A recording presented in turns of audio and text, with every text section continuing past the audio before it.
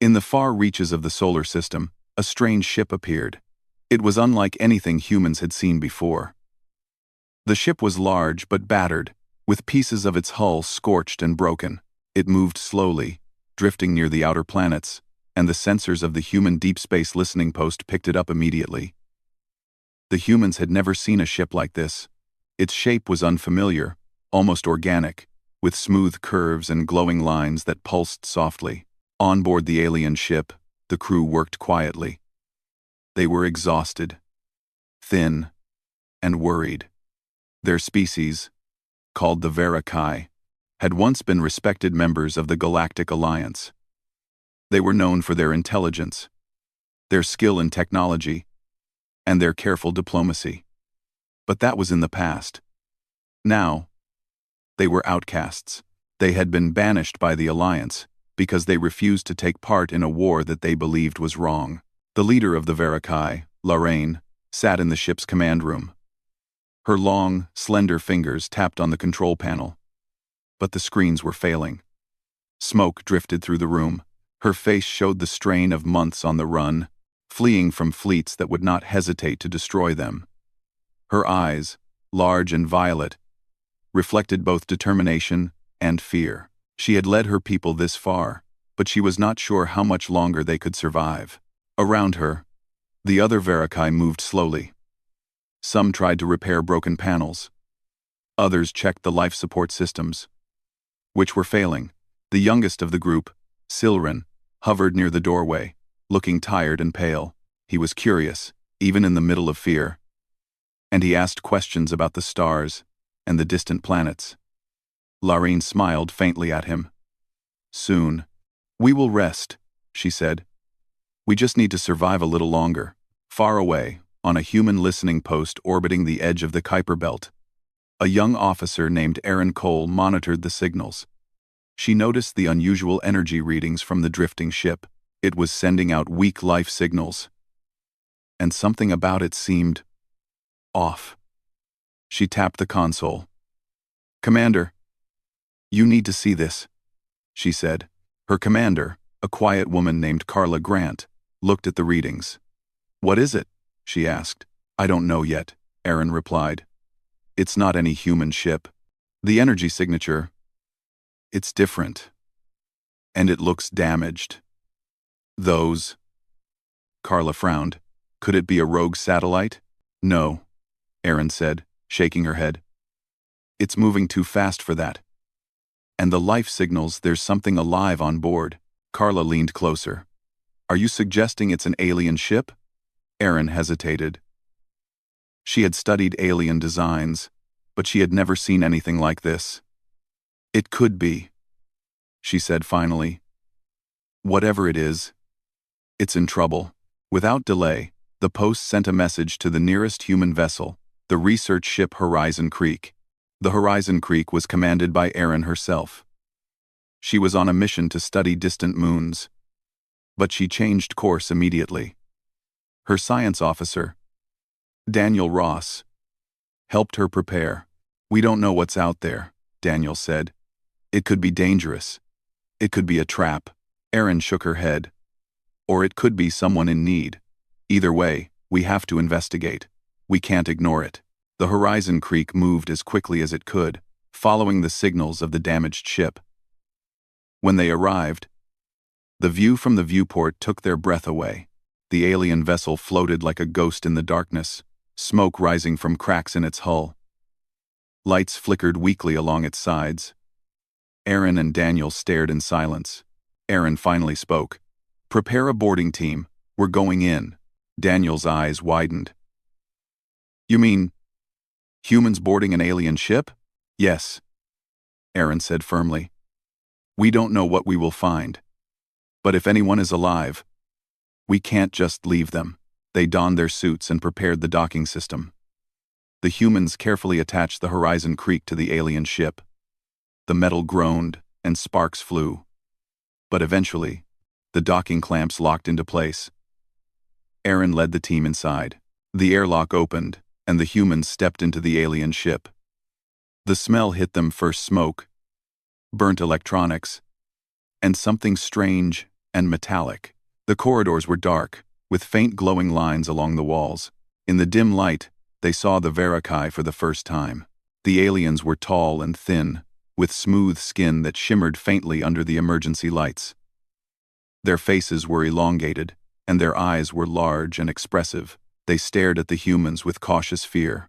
Some tried to hide. Others held small tools or broken pieces of equipment. Erin held up her hands. "We're not here to hurt you," she said gently. "We are here to help." Lorraine stepped forward. Her voice was calm but wary. "Why would you help us? We are exiles. We are banned by the galaxy. Most species would destroy us." Erin smiled faintly. "Humans don't do that. We help those in need. It doesn't matter where they come from." Lorraine looked at her team. Some nodded, hesitant but hopeful. Silren's large eyes shone. He whispered, They will not harm us?" "No," Erin said. "We will help you survive. That's all." The humans began their work. Medical Officer Nina Walters moved quickly, checking for injuries. Several Verakai had burns and broken bones. She treated them with care. Using human technology and supplies, Daniel helped repair the life support systems as best as he could. The Verakai watched in amazement. "They can fix things so quickly," Silren whispered to Lorraine. "They are different," Lorraine said. "I did not think any species could show such patience and care." Hours passed as the humans worked. Slowly, the Verakai began to trust them. Erin and her team provided food, water, and clean air. The aliens were surprised by the humans' kindness. They were used to the galaxy's harsh rules, where survival often meant betrayal or violence. Finally, Erin gathered the Verakai in a small meeting area. "You are safe for now," she said. "We will bring you to a human station where you can rest and recover. You are not alone anymore." Lorraine's voice was soft but firm. "We have been running for months. We did not expect mercy. We did not expect safety." Erin shook her head. "Safety is something everyone deserves. Humans do not turn away those who need help. That is our choice." Silren smiled faintly. "Then, maybe we are not alone in the galaxy.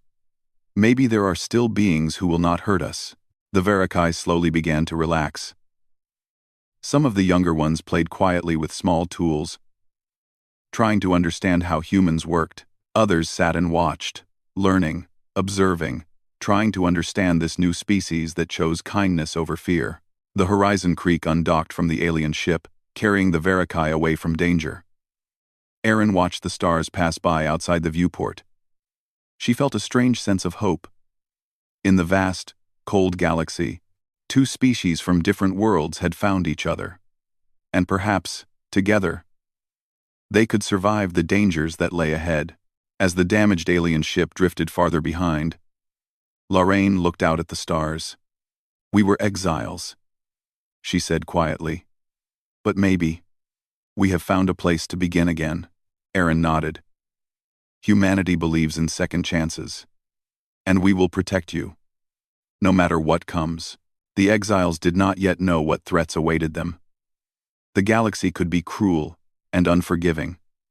But for the first time in a long time, they felt safe. The humans had offered them more than aid. They had offered hope, and in a galaxy where fear and war ruled, hope could be the strongest weapon of all. The Horizon Creek set course for the human outpost near Europa, carrying both humans and Verakai toward a future neither could yet imagine. The Horizon Creek carried the Verakai slowly toward the human outpost orbiting Europa. The journey was long, but the ship's artificial gravity and steady speed kept everyone safe. The aliens were still cautious. Some of them, especially the older members of the crew, moved quietly through the corridors, avoiding human eyes. They had learned long ago that strangers were dangerous. Lorraine watched from the observation deck as Europa grew larger in the viewport. Its icy surface glimmered under the distant sun. For the first time in months, she allowed herself a moment of calm. She remembered the last time her people had felt safe. It had been years ago, before the banishment, before the war. Those memories seemed distant now, almost like a dream.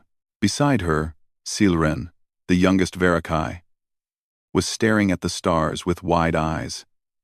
"This world is strange," he said softly.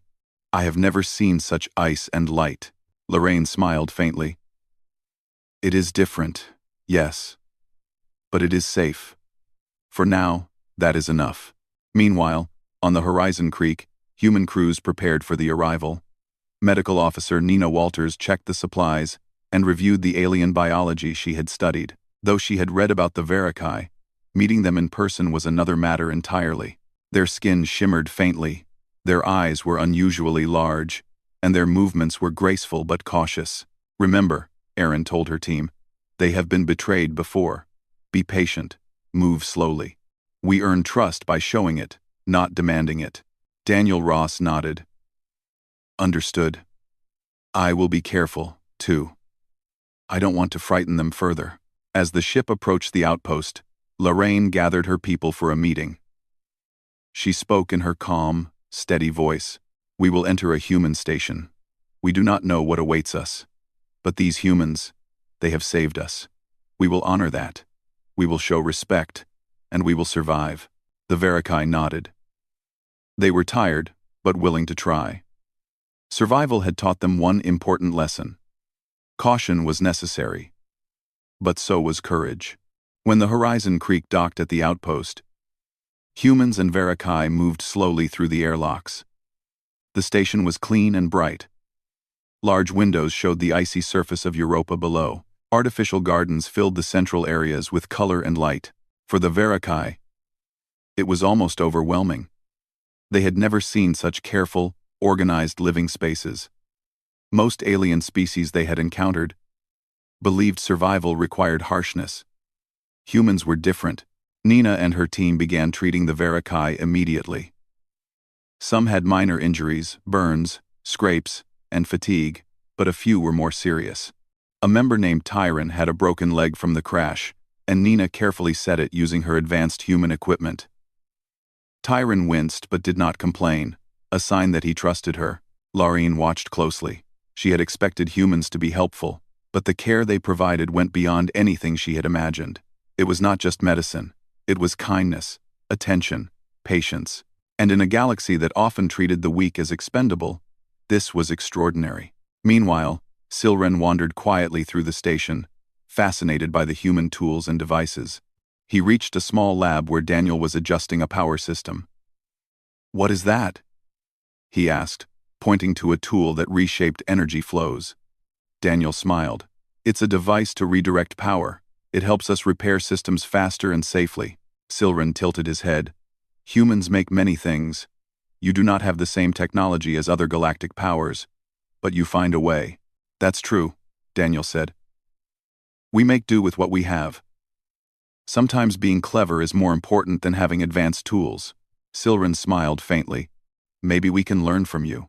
Lorraine was relieved to see the youngest Verakai engaging with humans. It was a small sign that trust could grow, but she also remained cautious. She had learned to survive in a galaxy where mercy was rare. She had seen civilizations destroy one another for small mistakes. She did not yet fully believe that humans were different. The first few days in the outpost passed quietly. Humans and Verakai began to share knowledge. Lorraine taught Erin about Verakai technology and navigation. In return, humans explained human engineering and medicine. It was slow work. Language differences made some communication difficult, but both sides were patient. One night, as the Verakai slept in the secure dormitories, a warning light flashed in the station. Lauren woke with a start. She ran to the monitoring room. "It's the beacon!" she shouted. Silren followed her. "What beacon?" "The emergency escape signal from our ship," Lauren said. "It was damaged, but it is activating now. It sends a message into deep space. It can reveal our location." Erin and Daniel rushed to the room. Erin frowned at the blinking red light. "This could attract unwanted attention," she said. Lorraine nodded. "Yes. The Galactic Alliance will see it. They are hunters. They will come for us. If they find us here, many will die." Daniel worked quickly. We can try to jam the signal temporarily. That will buy time, but it is risky. Aaron looked at Lorraine. We will protect you. Whatever comes, we face it together. You are not alone here. Lorraine felt a strange warmth. In all her years of exile, she had never heard words like these from another species. Her people had often been betrayed by allies. But these humans, they meant what they said. Over the next few hours, humans and Verakai worked together. Daniel adjusted human jammers to mask the signal, while Silren helped guide them through the alien ship systems remotely. It was difficult work. The Verakai systems were complex and different from human technology, but with patience, they managed. By dawn, the beacon was silent again. Lauren exhaled. It is done, she said softly. We will not be found. For now. Aaron placed a hand gently on her shoulder. We will be ready if they come. Humanity does not abandon those in need. Remember that. Lauren nodded. She wanted to believe it, and little by little, she did. She watched her people as they ate their first warm meal in months. Helped by humans who moved quietly. Without ceremony. Simply offering food and care. She realized that survival alone had never taught them hope, but humans did. Silren, sitting beside a small human console, asked Daniel more questions. Your people are strong. You work together. You help each other even when danger comes. How do you do this? Daniel looked at him, thoughtful. We have learned from our past. We know that fighting each other does not make life better. Helping each other, it does. It makes us stronger. The young Verakai considered this. He had spent most of his life hiding, running, fearing the universe. Then perhaps humans are different, he said quietly. Yes, Aaron said from across the room. Different, but not weak. Helping others is strength. The first night at the outpost ended quietly. The Verakai slept without fear for the first time in months. They were not free from danger. The galaxy still held enemies. And the Alliance hunters might come, but for now, they had safety. And they had humans who did not turn away. Over the next days, the Verakai began to explore the station slowly. Lorraine accompanied them, watching closely. Some examined human equipment. Others studied the gardens and water systems. They marveled at human creativity, at how humans solved problems without relying solely on raw power. Nina and her medical team taught the Verakai how to use human medical tools for minor injuries. Silren was fascinated by everything, asking endless questions. Learning quickly, he seemed to thrive in this environment of patience and careful teaching. At the same time, humans learned from the Verakai. Daniel asked questions about their engines and propulsion systems. Aaron studied their navigation techniques, which were unlike anything humans had used. Both species began to realize that collaboration could create something greater than either alone, but the calm was fragile. Lorraine knew that the galaxy would not forget her people so easily. The emergency beacon was a reminder that danger could arrive at any moment. She had taught her people to survive, to hide, and to be cautious, but Aaron's words echoed in her mind. Humanity protected those who could not protect themselves, and perhaps, for the first time, Lorraine allowed herself to believe it. As she watched the stars through the observation deck, she thought quietly, we may have found more than safety. Perhaps we have found allies. Perhaps hope. The Verakai were beginning to trust humans, and humanity, in its simple but strong way, was teaching them a new rule. Survival was not only about strength or fear, it was about compassion, courage, and standing together. In the darkness of space, two very different species were learning to work as one. They did not yet know what challenges awaited them, but they were ready to face the galaxy together. The calm of the human outpost on Europa did not last long. One morning, the sensors detected a fast-moving vessel approaching the outer edge of the solar system. Its energy signature was strong, familiar to the Verakai, and filled them with dread. Lorraine stiffened as she saw the readings. They are coming, she whispered. Silren, standing beside her, looked confused. "Who?" "The Alliance hunters," Lorraine said. Her voice was low, almost shaking. "They track exiles. They never forget. They will not stop until they find us." Aaron, observing the monitors, frowned. "What is an Alliance hunter?" Lorraine turned to her. "A galactic fleet that punishes those who defy the rules. They destroy without mercy. My people. We ran to survive them." Daniel leaned closer. "We have defense systems, and the station has weapons. We can prepare." Lorraine shook her head. "They are fast. Stronger than any human fleet. If they find us unprepared, many will die. They do not negotiate." Aaron's expression hardened. "We do not negotiate when innocent lives are at risk. Prepare the defenses. Alert all crew members. We protect our guests." The Horizon Creek and Outpost crews moved quickly. Sensors were recalibrated. Defense turrets were armed. Engineers adjusted shields, and human pilots readied their small fighter ships. Even the Verakai joined in, helping as much as they could. They showed humans their star maps, weak points in potential attackers, and unique propulsion systems. Despite the tension, silence filled the station. Everyone knew the danger was near. In the Verakai quarters, Lorraine tried to calm her people. "Do not panic," she said. "We have survived before. Stay focused. Trust the humans who saved us. They will not abandon you." Silren looked up at her. "But they are different. Humans, they do not fear like the others do. They fight for what is right." Lorraine nodded. "Yes, that is true. But courage alone will not save us. We must plan. Courage save." Outside, the Alliance hunter vessel approached with speed. It was massive, dark, and imposing. Unlike the slender, graceful ships of the Verakai, Commander Varos, a cold, stern figure, observed the incoming signals. He believed that mercy was weakness, and he had been trained to punish those who defied the Alliance. He transmitted a message to the human station. The voice was sharp, unyielding. "Human vessel, you harbor exiles of the Galactic Alliance. Surrender them immediately. Resistance will be met with destruction." Aaron stared at the screen. "They do not understand humans," she said quietly. "We will not surrender. They will have to deal with the consequences." Daniel stepped beside her. "We need a strategy.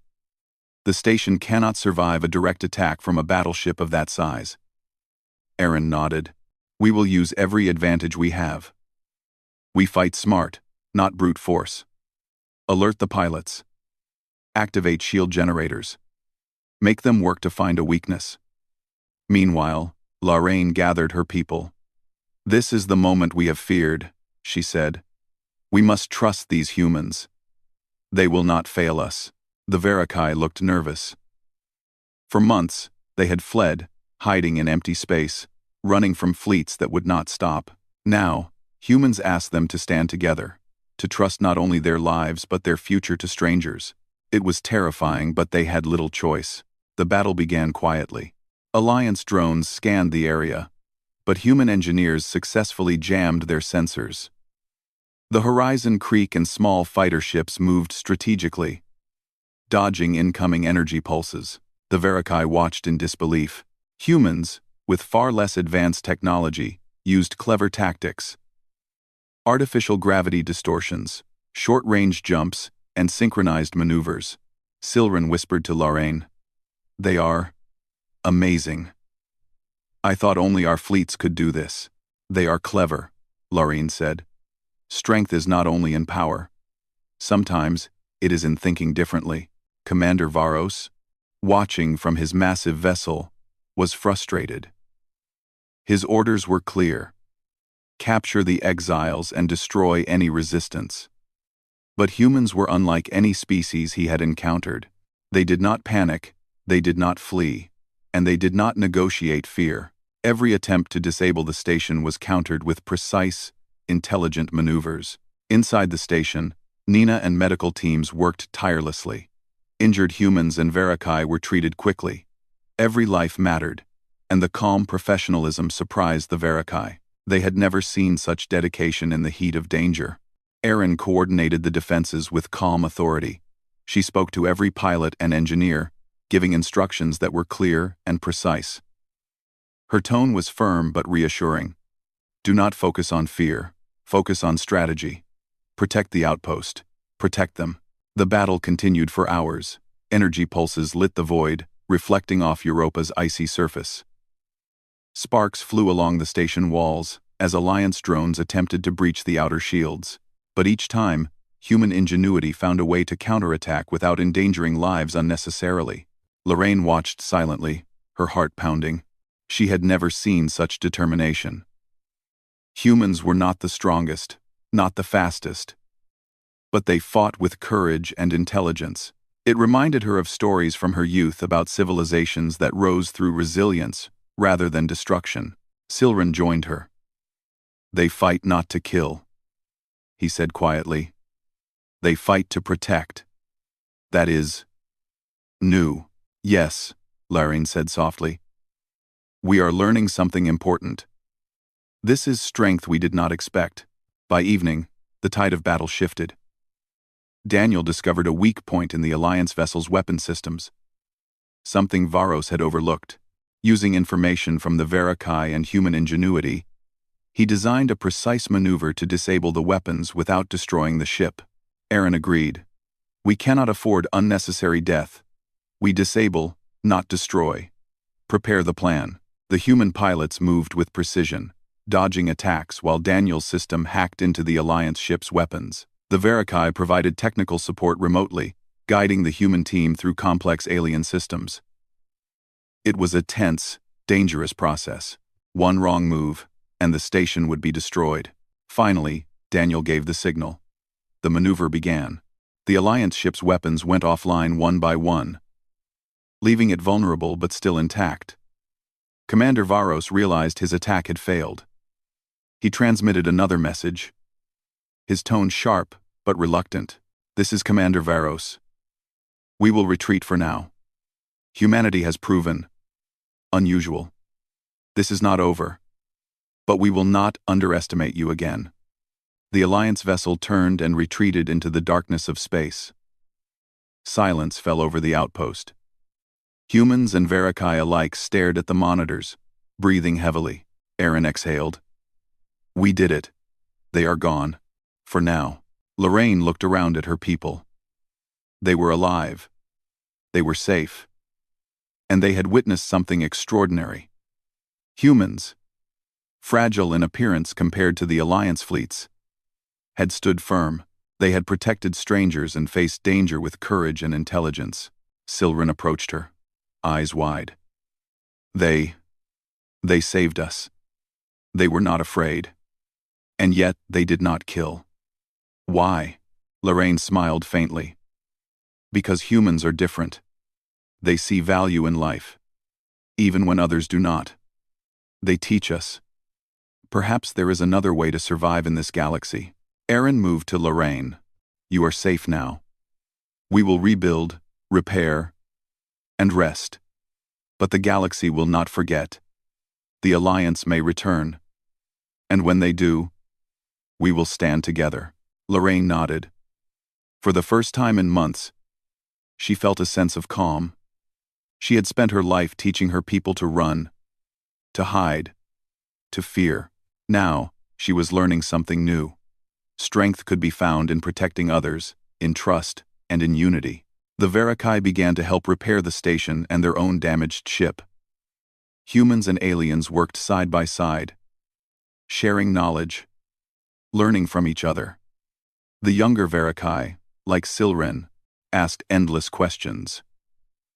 Older ones observed quietly, slowly realizing that these humans were not like other species they had known. In the days after the battle, the outpost was repaired, and life began to return to a new normal. Lorraine spoke to her people. We have survived our first real test here. The humans did not fail us. Now, we must continue to learn from them. Our people can live again, if we are willing to trust and work together. Silren smiled, looking around at both humans and Verakai working together. Maybe this is the future. Maybe we do not have to hide anymore. Lorraine nodded. Perhaps. But we must remain vigilant. Danger may come again. The Alliance does not forgive. But we have allies now. Humans will not abandon us. Aaron stood beside her, watching the work of humans and Verakai alike. The galaxy may be dangerous, she said, but courage, intelligence, and compassion can change it. We will not let fear control us. Lorraine took a deep breath. She looked at the stars outside the observation deck. The battle had been won, but the galaxy was still vast and full of unknown threats. Yet she felt something she had not felt in years. Hope. Hope that humanity could teach her people a new way to live.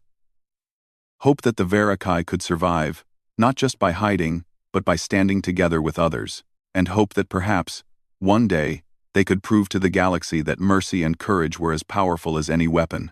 The first real test was over.